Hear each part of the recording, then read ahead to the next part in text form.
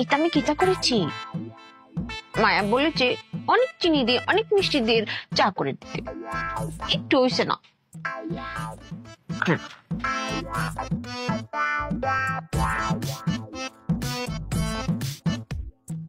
কেমন হইছে না?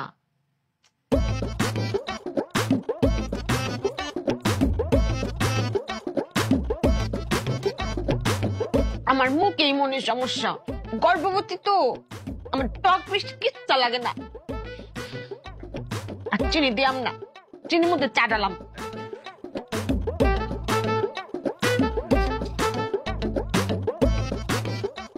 অনেক মিষ্টি।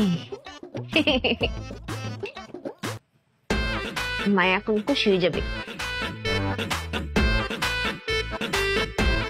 ওরে আল্লাহ রে, আমার পেটের মধ্যে ধাক্কা মারতেছে আম্মা, এদিক দিয়ে মনে হয় লাথি মারতেছে আম্মা।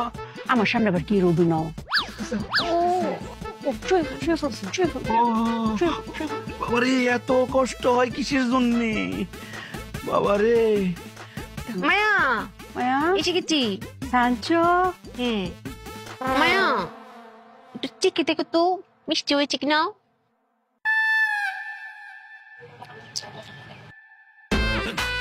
একটু হইছে না, এটা কো ফাইন শক করে। তাহলে এটা কি দেখো। তেসা কি আমি দেখতেছি চিনি। তুমি আমাকে বলেছো না যে অনেক চিনি দিয়ে মিষ্টি মিষ্টি করে চা বানিয়ে আনতে, তুমি তো এটা ঠিক করে বললে যে মিষ্টি হইছে না। এটা কি দেখো। পাইছেন আম্মা, পাইছেন? তুমি কি কোনো বুদ্ধি কাটাইছো মায়া?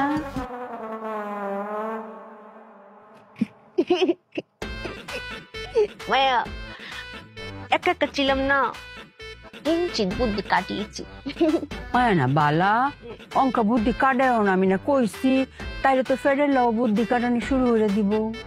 ভালোই তো, আমার বাবু আমার মতো হইতো না, বুদ্ধিমতী চুপিয়ার মতো হইতো। ওরে আল্লাহ রে। আমি কি তো হয়েছে, তুমি কি খাইতা? ও বউ, আমার তো কিছুটা খাতি মন চাচ্ছে না। কেড়ে চামি, তুমি না বাপ হইতা, এখন তোমার একটু পর পর অনেক কিস্তা খেতে হবে। ও তাহলে খাতি হবে না? আচ্ছা বউ, হয়েছে কি, দুনিয়ার সব কিছু তো খাইছি, কিছুটা খাইনি এমন কিছু তো মনে পড়তেছে না আমার। সবকিছু খাইছি আমি।